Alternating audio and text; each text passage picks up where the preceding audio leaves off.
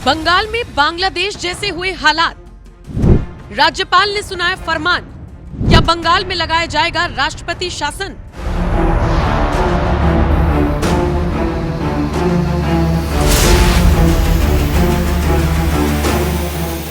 अप्रैल 2025 देश की राष्ट्रपति द्रौपदी मुर्मू ने वक्फ संशोधन विधेयक को मंजूरी दी और उसके बाद वक्फ कानून 2025 पूरे देश में लागू हो गया। सदन के अंदर विरोध करने वाले कुछ विपक्षी दलों के नेताओं ने भी बाहर आकर विरोध नहीं किया और इस फाइल को बंद करने की बात कही। जो नेता सुप्रीम कोर्ट जाकर वक्फ कानून को असंवैधानिक बताकर चुनौती देना चाहते थे, उनका भी साथ नहीं दिया। लेकिन हाँ, मौलाना गैंग इस दौरान पूरी तरह से एक्टिव दिखा। सारे नहीं, लेकिन कुछ मौलानाओं ने फिर वही साजिश रचने का काम किया, फिर वही आम मुसलमानों को भड़काने का, बरगलाने का काम किया, फिर वही जुम्मे की नमाज के बाद उत्पात मचाने की कोशिश करने का काम किया।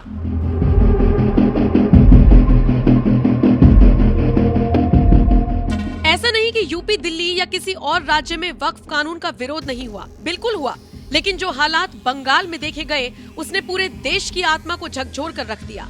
मतलब सरकार कोई बिल लेकर आएगी या कोई कानून देश में लागू होगा तो कुछ कट्टरपंथी देश के एक हिस्से में इस तरह से बवाल काटेंगे जैसे ये हिंदुस्तान नहीं बल्कि बांग्लादेश या पाकिस्तान या अफगानिस्तान है।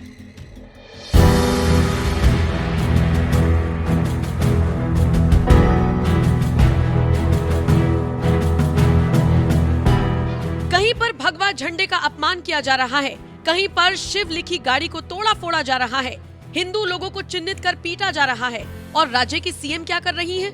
वो अपील कर रही हैं लोगों से कि शांति बनाए रखिए, शांति बनाए रखिए। अरे ऐसे आपके कहने से शांति बनेगी क्या? बंगाल के कुछ जिहादी बीएसएफ के जवानों तक को नहीं छोड़ रहे। ऐसे हालात देखकर शायद किसी की भी रूह कांप जाए। ममता दीदी शायद जानती नहीं है या ना जानने की एक्टिंग कर रही है कि मुर्शिदाबाद से हिंदुओं का पलायन शुरू हो रहा है।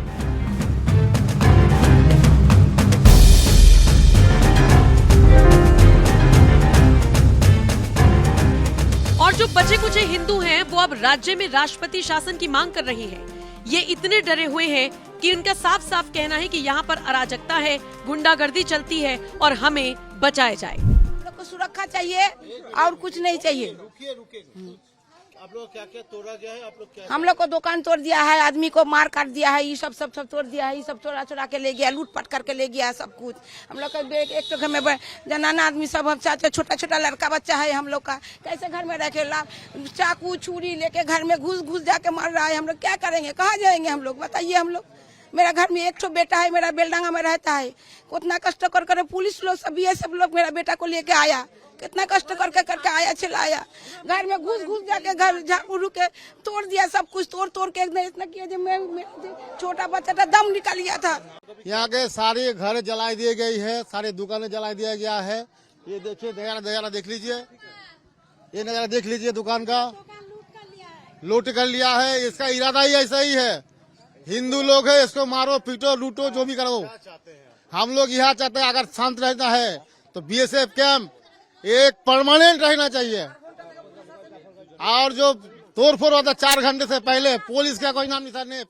और पुलिस स्टेशन यहाँ से एक कदम भी दूरी नहीं है, पुलिस स्टेशन के दूरत्व तो एक कदम भी नहीं है, पुलिस का कोई काम भी नहीं है। हम लोग राष्ट्रपति शासन चाहते हैं। यहाँ अराजकता चलता है, यहाँ गुंडागर्दी चलता है। हर शुक्र जब भी कोई जुलूस होता है, शुक्रवार नमाज के बाद इधर आतंक फैलाया जाता है। आप सोचिए, बंगाल के ये लोग बताने के लिए, समझाने के लिए काफी हैं कि बंगाल के हालात इस वक्त कैसे हैं। शायद इसीलिए अब राज्य के राज्यपाल का बयान भी सामने आया है। मुर्शिदाबाद की हिंसा देखने के बाद बंगाल के राज्यपाल डॉक्टर सीवी आनंद बोस ने कहा कि कानून हाथ में लेने वाले किसी भी शख्स को बख्शा नहीं जाएगा। उन्होंने बताया कि सीएम से उन्होंने बात की, हालातों की गंभीरता को देखते हुए केंद्र और गृह मंत्रालय भी सतर्क है और निगरानी रखे हुए है। कितनी अजीब बात है ना, राज्य जल रहा है, हिंदुओं को मारा जा रहा है, हिंसा हो रही है, बीएसएफ के जवानों तक पर हमला हो रहा है और दीदी एक्शन के नाम पर सिर्फ अपील कर रही हैं। सबसे बड़ी बात, इन हालातों पर वो नेता जो वक्फ की रट लगाए हुए थे वो भी चुप हैं। आज भी वक्त पर बोलने के लिए कह दो तो 2 पेज का निबंध लिख देंगे, घंटों बहस कर लेंगे, लेकिन इस पर बोलना नहीं हो पा रहा। खैर, उत्तर प्रदेश के मुख्यमंत्री योगी आदित्यनाथ ने हाल ही में बंगाल हिंसा को लेकर बड़ा बयान दिया। सुनिए योगी ने क्या कहा। योगी के इसी बयान के साथ आपको छोड़े जा रहे हैं।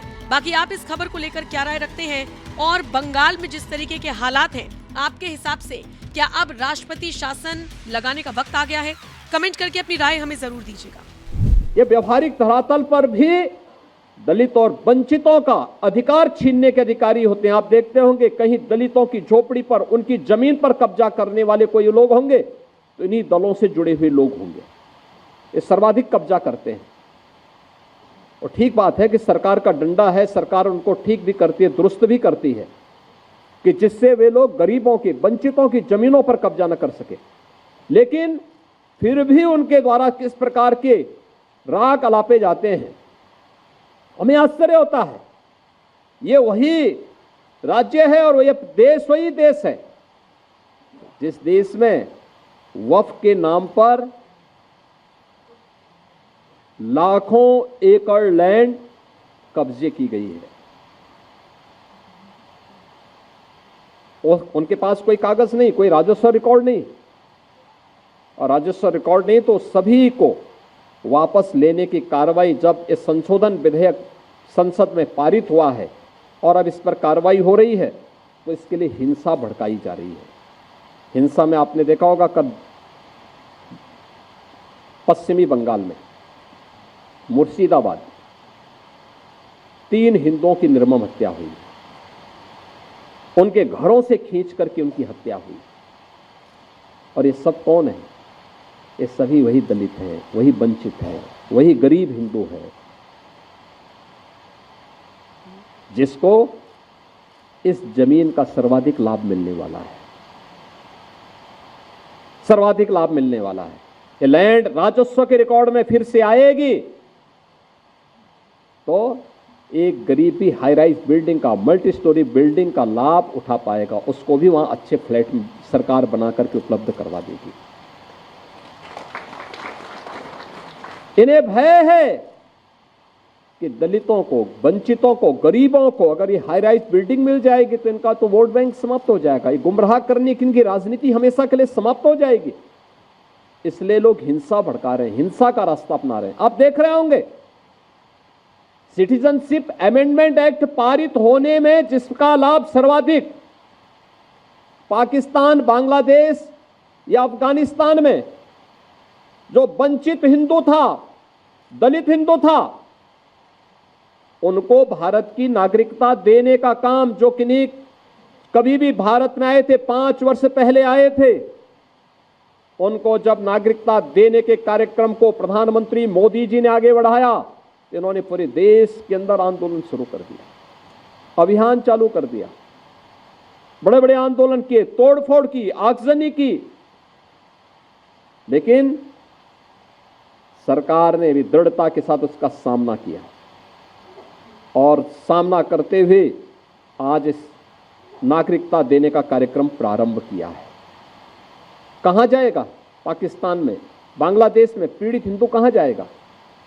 और हिंदुस्तान की तरफ ही आएगा। दुनिया के अंदर कहीं भी कोई पीड़ित हिंदू होगा, वह आकर के अंततः हिंदुस्तान में ही आएगा और वह भारत में आकर के ही शरण लेने के लिए मजबूर होता है। लेकिन कांग्रेस और समाजवादी पार्टी या टीएमसी जैसे दल हमेशा इसमें बाधक रहे हैं और उन लोगों ने उन्हें दोयम दर्जे का नागरिक बनाने का काम किया, शरणार्थी के रूप में रखा। लेकिन भारतीय जनता पार्टी ने उन्हें अपनाया।